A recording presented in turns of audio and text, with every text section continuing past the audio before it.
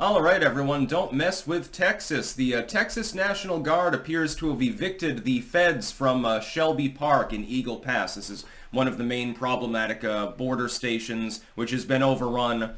You've got catch and release actively going on. You've also got the feds coming in and removing barriers that Texas is putting up, clipping through the wire to let migrants in, etc. So we've got footage of this. I mean, 10 years ago, if you told people, hey, you know, ICE agents and other federal groups are going to go to Texas and they're actually going to cut holes in the border wall and the border fencing there in order to facilitate the movement of illegals into your country, they would have called you a conspiracy theorist and laughed at you. Nobody would have, even under Obama, you wouldn't have had that happening.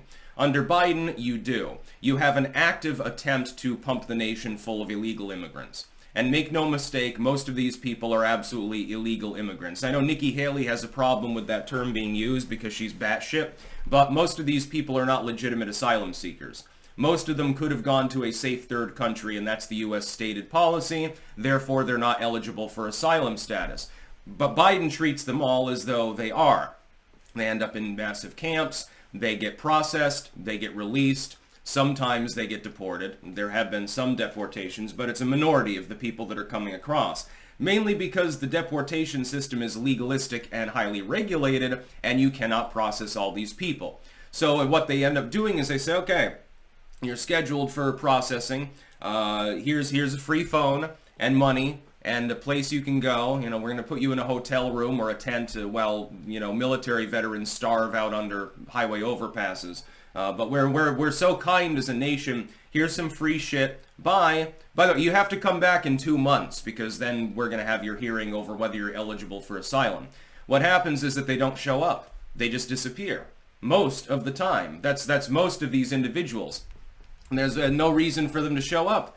They're in the United States already. They can go wherever they want. They can do whatever they want to do. If they make the exodus to California, they can get a fucking driver's license and everything else. If they make it to a sanctuary state or a sanctuary city, those states and cities won't even cooperate with law enforcement with regards to deportation proceedings at all anyway. So if you can make it to California, ta-da, you're in the land of the free. You're effectively a quasi-resident of the United States. You're never going to get deported. And you know, just stay where you are because nobody's going to fuck with you. And get a job. You can pay taxes, actually. I'm sure you'll enjoy that tax season. It's not like somebody who came into the country illegally would have a reason to hide their income either. Yeah, that would never happen. So congratulations to the state of Texas for having the balls to do this. They're literally activating the state guard and forcing out the federal agents that were cutting holes in the fence and shit like that. The problem is that Biden's DOJ will immediately sue. And unfortunately, Texas probably doesn't have the legal standing to interfere with the federal proceedings. Now, I know what you'll say, and I agree with you up front, so disclaimer. I agree with you. I know what 99% of you are thinking. Well, if the federal government's not willing to do the job, then the state has a reason to do the job. They should defend the border because Biden's people aren't willing to do so. I agree with you. Will the courts agree that that is a state function? Now, it should be. But under the Constitution, the federal government is tasked predominantly with the exterior border of the United States. The fact that they're not doing their job may not create legal standing for a state to interfere or impede in any way. So you could end up with a weird moment in which a federal court, which will get involved, rules that the state of Texas is not allowed to do the job that the federal government statedly, self-admittingly is not willing to do. The Biden administration has not done one thing with regards to securing the border, which is why encounters, the number of illegals in the country, etc., all of those metrics are massively higher than they were under the Trump years. They were reasonably high already under Obama. They've skyrocketed sight unseen under Joe Biden because no attempt has been made to actually solve the problem. He could. It would take only a small number of Democrats to pass a clean border bill to fund more wall, to fund more agents, to tidy things up down there, to speed up deportation proceedings. It wouldn't even be hard. The Republicans would be on board with it, unless you water it down massively. Some of the Dems, like Fetterman, or even like the Schumerite neolibs, would probably be on board. Throw them a little bit of pork barrel for some other bullshit project and they'll be happy. You don't need the left to vote in favor of it. It's not necessary. But when you tie border funding in, as the Democrats have repeatedly done, to a bunch of other shit so that it's a minutia within that bill, no, it's not going to get passed. What do you think's happening with the pig in a poke budget that they're trying to pass right now?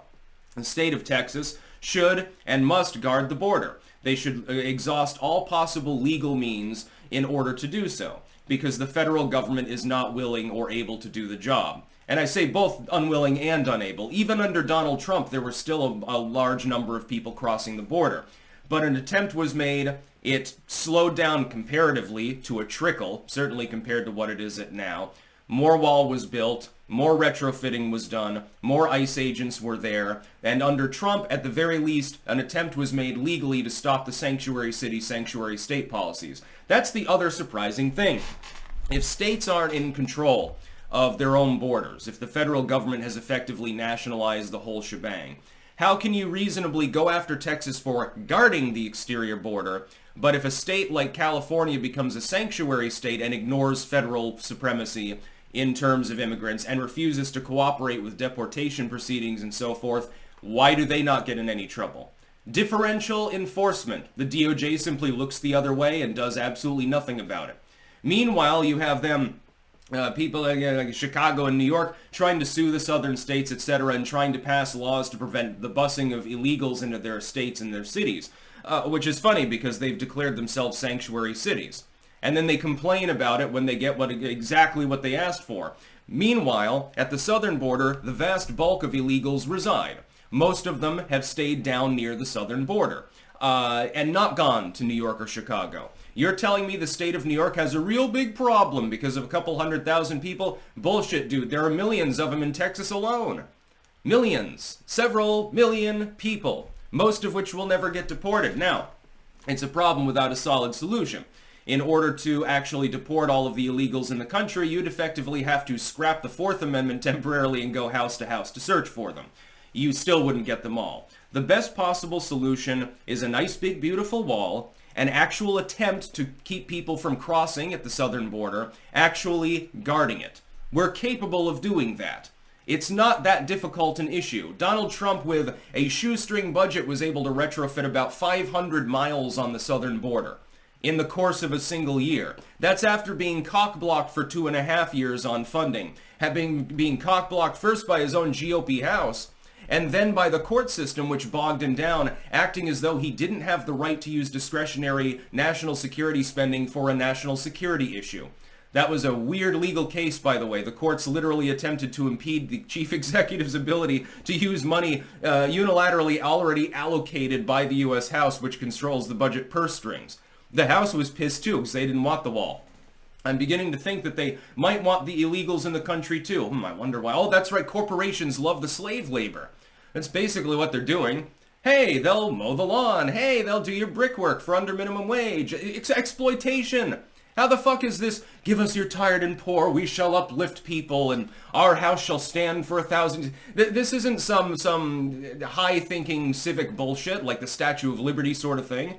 This is exploitation of millions of people. A full third of all of the minors that cross over the border and get released into the custody of some supposed guardian have disappeared into the woodwork. They're not accounted for. Tens of thousands of unaccompanied minors are currently being trafficked in the United States or worked to death in sweatshops.